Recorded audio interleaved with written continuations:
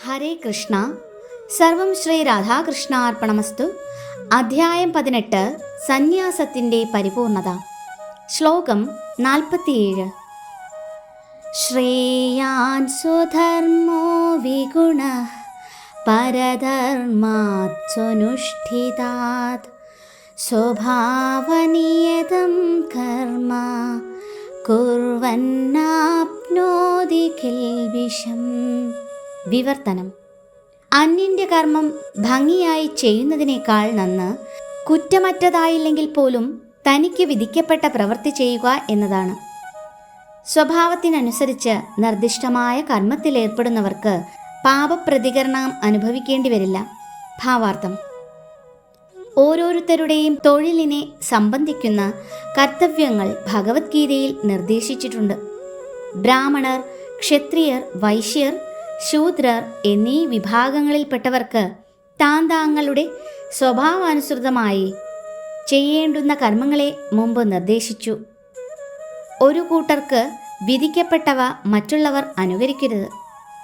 സ്വാഭാവികമായി ശൂദ്രന് അനുയോജ്യമായ കർമ്മങ്ങളിൽ താൽപ്പര്യം തോന്നുന്ന ഒരാൾ അയാൾ ബ്രാഹ്മണനാണെന്ന് കൃത്രിമമായി അവകാശപ്പെടാൻ പാടില്ല. സ്വഭാവത്തിനനുസൃതമായ പ്രവൃത്തിയാണ് ഏവരും ചെയ്യേണ്ടത്. ഭഗവത് സേവനമായിട്ടാണ് ചെയ്യപ്പെടുന്നതെങ്കിൽ ഒരു പ്രവൃത്തിയും നീചമല്ല. ഒരു ബ്രാഹ്മണൻ അനുഷ്ഠിക്കേണ്ടുന്ന കർമ്മം സാത്വികമാണ്.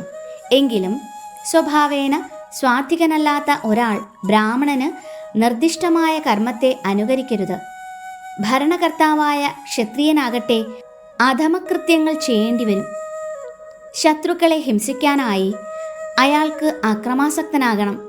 ചിലപ്പോൾ നയതന്ത്ര സംബന്ധമായി നുണ പറയേണ്ടതായും വരാം. രാഷ്ട്രതന്ത്രത്തിന് ഒഴിച്ചുകൂടാത്തവയാണ് അക്രമവും ഇരട്ടത്താപ്പു നയവും. അതോർത്ത് ക്ഷത്രിയൻ സ്വധർമ്മം ഉപേക്ഷിച്ച് ബ്രാഹ്മണധർമ്മം സ്വീകരിക്കാൻ പാടില്ല.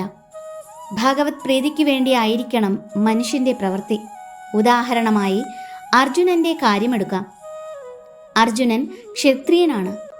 മറുകക്ഷിയോട് പൊരുതാൻ അദ്ദേഹം മടിക്കുന്നു. എന്നാൽ പരമപുരുഷനായ കൃഷ്ണനു വേണ്ടിയാണ് യുദ്ധം ചെയ്യുന്നതെങ്കിൽ അതിൽ തരം താഴ്ന്നു പോകുമെന്ന ഭീതിക്ക് വഴിയില്ല. വ്യാപാരത്തിലും ആദായത്തിനു വേണ്ടി ധാരാളം നുണ പറയേണ്ടി വരും. അല്ലെങ്കിൽ ആദായമുണ്ടാവില്ല. ചിലപ്പോൾ വ്യാപാരി പറയും, ചങ്ങാതി, നിങ്ങളിൽ നിന്ന് ഞാൻ ആദായമെടുക്കുന്നില്ല.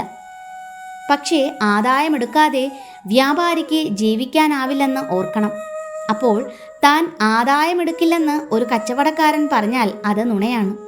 എങ്കിലും വ്യാപാരം വഞ്ചന കൂടാതെ ചെയ്യാനാവില്ലെന്നതുകൊണ്ട് ആ പ്രവൃത്തിക്ക് താൻ പോവില്ലെന്ന് വെച്ച് പിന്മാറി ബ്രാഹ്മണന് ചേരുന്ന തൊഴിൽ സ്വീകരിക്കരുത്.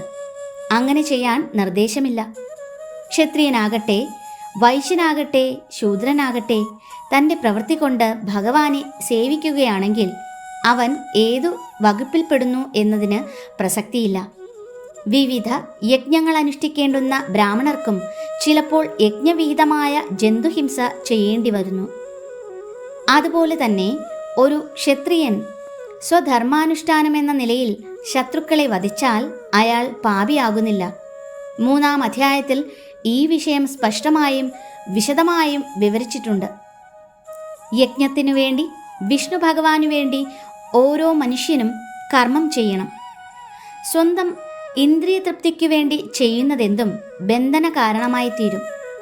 ത്രിഗുണാനുസൃതമായി തനിക്ക് കൈവന്ന സ്വഭാവത്തെ മുൻനിർത്തിക്കൊണ്ടുവേണം ഒരാൾ തൻ്റെ കർമ്മത്തിൽ വ്യാപരിക്കുന്നത്.